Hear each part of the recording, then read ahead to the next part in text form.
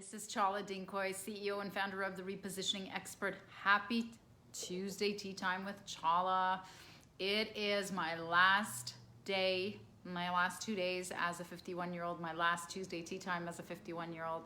My birthday is always such a big deal to me. I don't know. I used to, tell just about everyone. When I used to work in corporate, I would tell anybody that I would meet across the hall, in the hallway, in the plant. I'd be like, this is my birthday, it's my birthday. And they'd be like, probably thought I was crazy. But I'm so happy. It's Logan's birthday tomorrow. So he's actually here. We're gonna go pick up a surprise for him shortly. And we have a little bit of a pre-celebration pizza dinner for him. I mean, it's the pandemic, right? So I'm really excited to try to pump as much excitement into him as possible. And then of course I have my photo shoot. I am not ready for this fitness shoot, you guys. I mean, anyway, I've done my best. I woke up this morning. I did not look like what I wanted to look like. I was so far from the goal, but it is what it is. And I guess part of aging gracefully is just accepting what you are and being grateful for what you have and being able to function, especially in the pandemic. And so, today we are talking about presentations, and don't kill the messenger, but research says that most people are bored by your presentations. And so they did a survey. Again, I love to talk about surveys. And this is a crazy statistic. 35 million PowerPoint presentations are given each day to over 500 million, more than 500 million people in the audience, as the audience. So that's how many presentations are done every single day. And that's just a PowerPoint presentation. And the research was actually conducted by PowerPoint, but I added my 2 cents to it. And then of these 35 million PowerPoint presentations that are given each day, like my hair is doing something weird. I'm getting my hair done tomorrow for the photo shoot. So 79% say that PowerPoint presentations are boring. So I've added my twist to it, and I've taken it, a little bit out of context, that presentations in general that I've seen are pretty boring, and I've seen my share of presentations. One, when I was being sold to, when I worked in corporations and I had the buying power to hire, vendors. But also internally, my God, like presentations, like death by presentation, right? Statistically, people will tune you out after 10 minutes. So that's why these are never longer than a couple of minutes over 10 minutes. But I do have, for example, a presentation, a training presentation that's coming up, and it's 90 minutes. And that's the one, it's the lead gen masterclass that I do, how to leverage your elevator pitch to get new B2B leads. That's taking place on May the 13th, that we're gonna have a link to below. And in everything that we're marketing, there's a link to it. So sign up if you haven't seen it. It's 90 minutes. So a lot of these tips to wake up your presentation on Zoom, especially, I'm going to be using in my presentation on the 13th, and that I use all the time anyway. But I wanted to give you some tips to wake up your audience. So I just put this tea bag in. Let me just see if it's too hot to drink.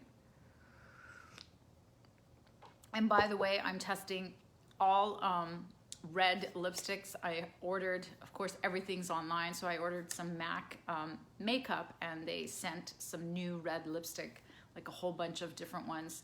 So I'm trying this one, trying to see which one for the shoot.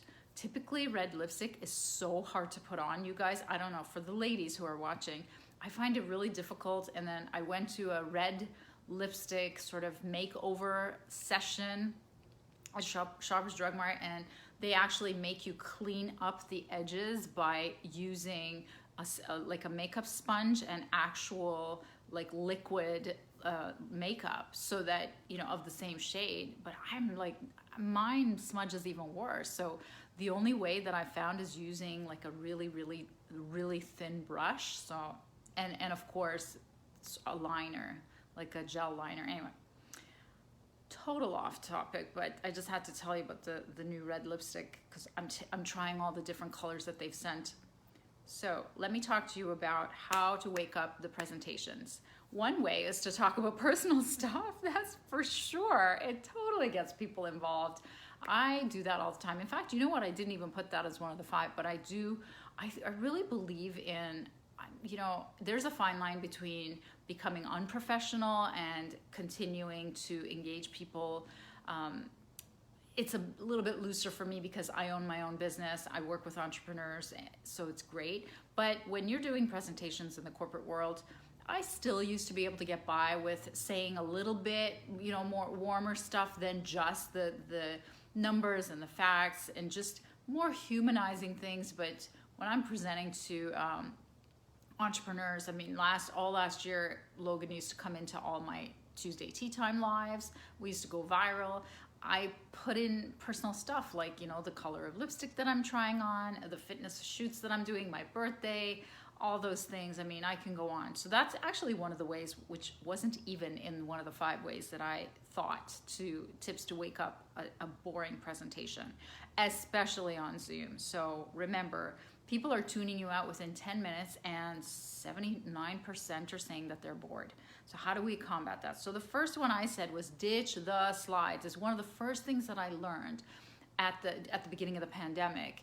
I used to do, I bought all these programs for, God bless him, Russell Brunson, about the ClickFunnels, and I bought all these programs on how to do webinars, and I spent days and hours and days and weeks emulating everything he was saying, and it never ever really worked out for me. And then I hired another coach who was just crushing it. Her name is Kelly Roach, and it's a program called the Unstoppable Entrepreneur. And what I learned from her was, ditch the slides, because people are just hungry for an experience of you, a direct experience of you. And if you're hiding behind slides, even if your head is a little head right there, this kind of live interaction can't occur when there's an actual, group of gathered people who you're presenting in front of, and you're literally interacting with them through either Zoom, like in the moment, or in a live, like in this Facebook group that I have, where people are writing comments and I'm seeing you and I'm saying, hey, how are you? That kind of live interaction is what got me to have all my business to come back, because I ditched the slides. So it's one of the things that I've learned is it's called radical visual simplicity. So there is nothing between the viewer and I. There is no slides, there's nothing. So that's really radical visual simplicity. The number 2 tip to wake up, especially a Zoom presentation, is, as I said, make it interactive. So there are a number of ways to make it interactive, but one of the ways that I use is, so for example, on the 13th of May, when I'm going to be doing the Lead Gen Masterclass, if you attend, one of the biggest things that we're going to do is we're going to be brainstorming positioning statements in the form of elevator pitches for all the businesses that put up their hand and volunteer, that are in the room. And I'm inviting people to actually come and volunteer for that. And that not only allows people to see, my genius in action, so-called genius in action, but it also allows people to hear about other people's pain, other people's struggles, other people's businesses. That's a one-on-one demo right there. And I learned that from my coaching school, where they would, it would be in-person trainings, and they would make you do laser coaching right on the spot, on the stage, and you're a student, and it took a lot of courage to get up there and to try to coach people in the moment. And I made a career out of that. So, most of my career I built by laser focused coaching on elevator pitches from the stage. I even made it into my Polish My Pitch podcast. I now do it actively online, in online forums, in my own training, in conference talks that I do. That's what I do. That's really, really works well to convert to business, to keep audiences engaged, and to wake them up. So do participation, audience participation, and demos.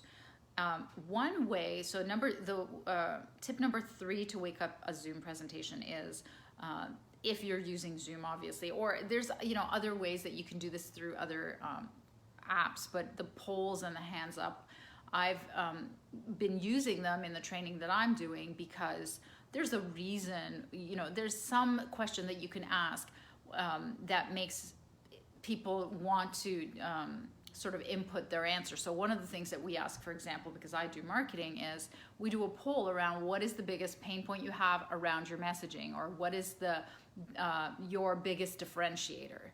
And then we go through all the answers and everybody inputs it, and then we show them what the results are. The hands up version is, it's kind of ridiculous because you can kind of put up your actual hand while you're in Zoom, but it's not about that. It's about getting them engaged, getting them interested, getting them hooked in. So that's one of the other ways that you can get them to participate. And especially, using the app, you can get them to, if they're more technology oriented and they're not going to get lost and scared, it's going to help engage them further.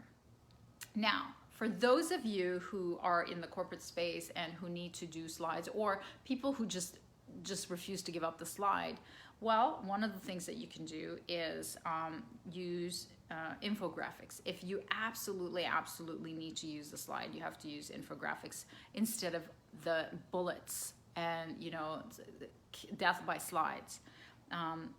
Another way to engage audiences using slides is using giant pictures of human emotion. When we used to do research, when I worked at Pepsi, Pizza, at Frito-Lay, and we looked at all of the the higher purchase intent advertising, it was always human emotion and human pictures that parlayed much better into purchase intent and liking versus objects or versus scenery. So try to use human emotion, try to use giant pictures and maybe like a one word to convey your message if you do have to use slides. So remember, radical visual simplicity. That's what I want you to think about. Now, I've learned many years ago, and I use a rule called 6x6 rule. So that's you shouldn't have more than 6 words and no more than 6 lines per slide. Now, did you know that the average PowerPoint presentation slide has, guess how many? 40 words per slide. So it is like, 6x6 is 36. So I don't know if they're sticking to that, but 36, 6x6 seems to be the magic, the golden ticket. Now, the last tip that I want to give you to wake up your presentations is get live guests. I love doing this. Again, I learned it from my coach who taught me how to get clients online. And so what I do is I get testimonials, my past clients or current clients who come on, and they actually talk about the process that I'm actually teaching. And I actually do have a guest client coming on. Dr. Joni Liu is coming to do a testimonial on the super niching exercise that we did together. So on the May 13th, don't forget, the actual training starts at noon, but she's coming in at 1 o'clock.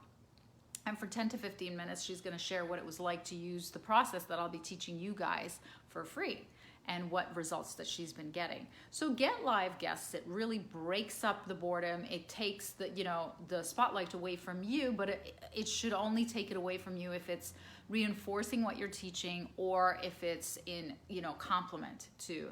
Yeah, thank you, Christian. You like the idea of having the client come on as a testimonial. It really works well. In fact, in one of them, I had 2 clients. I stepped out and I wasn't even there. In fact, it was facilitated by someone on my team, and I had 2 clients interview each other about me. So that was even so brilliant because it worked out so well and it was so organic, and they were, how do you segue into that?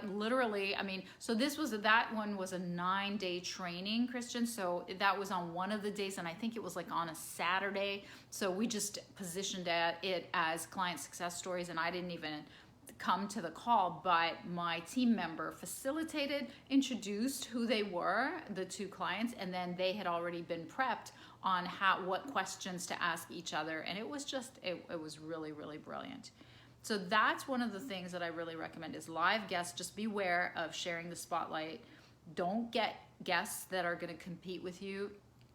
or confuse the mind about what they should be buying or what you should be selling. So get clients, or get either past clients, current clients to do testimonials, or get complimentary services to do a tiny piece of guesting.